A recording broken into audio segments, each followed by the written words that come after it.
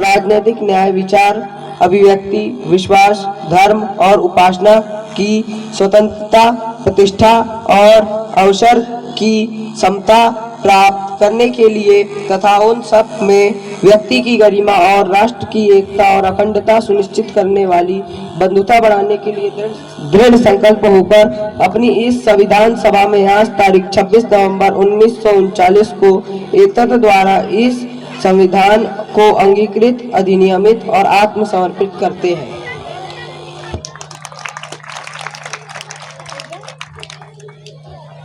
आज जब हम 25 भागों, 12 अनुसूचियों और 470 आर्टिकल से अनेक अनुच्छेदों वाले इस विशाल संविधान को देखते हैं तो हमें गर्व होता है कि हमारे संविधान निर्माताओं ने भविष्य की हर चुनौती को ध्यान में रखा है।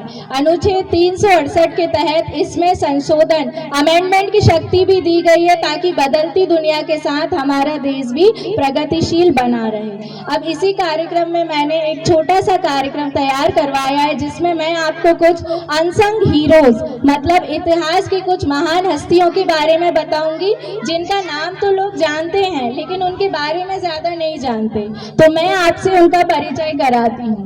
पहले भीमराव अंबेडकर जी। भीमराव अंबेडकर जी, जिन्हें बाबा साहिब के नाम से जाना जाता है, भारतीय संविधान के मुख्य वास्तुकार, एक महान समाज सुधारक, अर्थशास्त्री और स्वतंत्र भारत के पहले कानून मंत्री थे। उन्होंने दलितों और शोषित वर्ग के अधिकारों के लिए जीवन भर संघर्ष किया। बच्चों ध्यान दीजिएगा, आप लोगों के लिए ही है ये, है ना? कुछ पता चला भीमराव अंबेडकर कौन थे? कौन थे ये? भारतीय संविधान के वास्तुकार थे, है ना? चलिए, इसके बाद सावित्रीबाई फुले। सावित्रीबाई फुले, ये नाम बहुत कम लोग जानते होंगे, है ना? क्या कोई जानता है यहाँ सावित्रीबाई फुले के बारे में? है कोई बच्चा?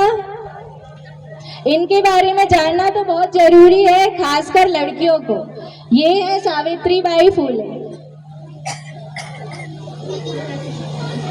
इन्होंने महिला शिक्षा में बहुत महत्वपूर्ण भूमिका निभाई है। ये भारत की पहली महिला शिक्षिका है। इन्होंने बहुत विरोध के बाद भी महिला शिक्षा के लिए संघर्ष किया था। सावित्रीबाई ने अपने जीवन को एक मिशन की तरह से जिया, जिसका उद्देश्य था विधवा विवाह करवाना, छुआछूत मिटाना, महिलाओं की मुक्ति और महिलाओं को शिक्षित बनाना। वे एक मराठी कवयित्री भी थी।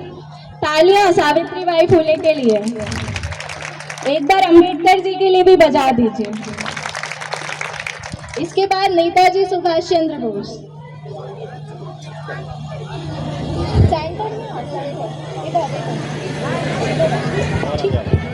और आ गया भैया, और आ गया।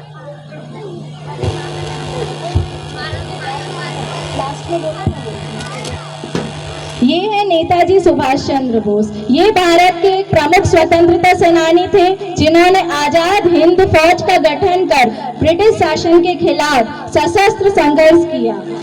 उन्होंने तुम मुझे खून दो मैं तुम्हें आजादी दूंगा का नारा दिया और फॉरवर्ड ब्लॉक की स्थापना की।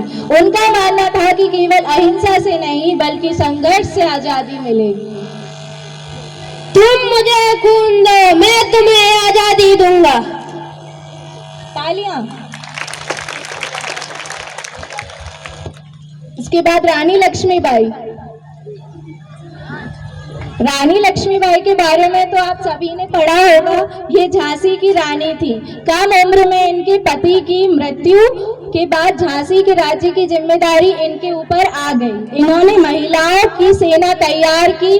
अंग्रेज इनकी झांसी को छीनना चाह रहे थे, लेकिन इन्होंने उनका सूझबूझ से सामना किया और सन 1857 की क्रांति में बढ़ चढ़ के भाग लिया और अपने गोद लिए बालक को पीठ में बांध के अंग्रेजों से घनघोर युद्ध किया। और जब अंग्रेजों ने चारों तरफ से इन्हें घेर लिया तो इन्होंने कतार से स्वयं के ऊपर वार करके देश के लिए ये शहीद हो गई। एक बार इनके लिए जोरदार ताली। बुंदेले हर बोलो के मुंह से हमने सुनी कहानी थी, खूब लड़ी मर्दानी वो तो झांसी वाली रानी थी। सबने पढ़ा है? यस। चलिए, इसके बाद चंद्रशेखर आजाद।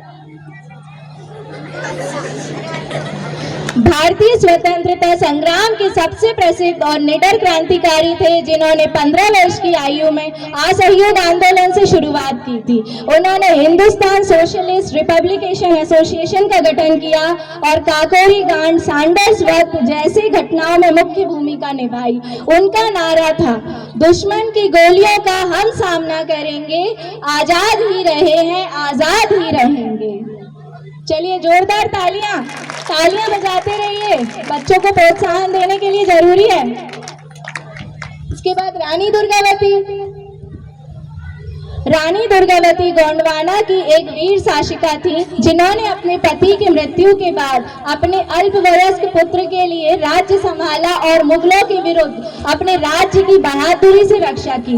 अंततः सन 1564 में अपनी मातृभूमि के सम्मान के लिए युद्ध में वीर गति प्राप्त की, जो उनकी वीरता, नेतृत्व और प्रजा कल्याणकारी नीतियों के लिए जानी जाती हैं, जैसे जलाशयों का निर्माण और शिक्षा को प्रोत्साहन। जबलपुर विश्वविद्यालय का नाम इनके नाम के ऊपर ही पड़ा है, रानी दुर्गावती विश्वविद्यालय।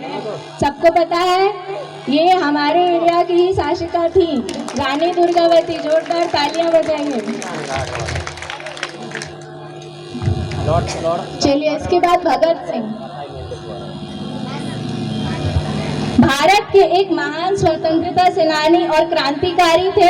चंद्रशेखर आजाद व पार्टी के अन्य सदस्यों के साथ मिलकर इन्होंने भारत की स्वतंत्रता के लिए अभूतपूर्व साहस के साथ शक्तिशाली ब्रिटिश सरकार का मुकाबला किया। पहले लाहौर में बने सैंडर्स की हत्या और उसके बाद दिल्ली की केंद्रीय संसद में बम विस्फोट करके ब्रिटिश साम्राज्य के विरुद्ध खुले विद्रोह को बुलंदी प्रदान की थी। इन्होंने असेंबली में बम फेंककर भागने से मना किया था, जिसके फलस्वरूप अंग्रेज सरकार ने इन्हें 23 मार्च 1931 को इनके 2 साथियों राजगुरु तथा सुखदेव के साथ फांसी पर लटका दिया था।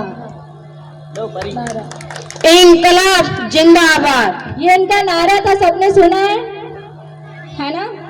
एक और नारा है इनका, सरफरोशी की तमन्ना अब हमारे दिल में है, देखना है जोड़ कितना बाजुए का दिल में है। तालियां। चलिए इसी क्रम में है अब इंदिरा गांधी जी।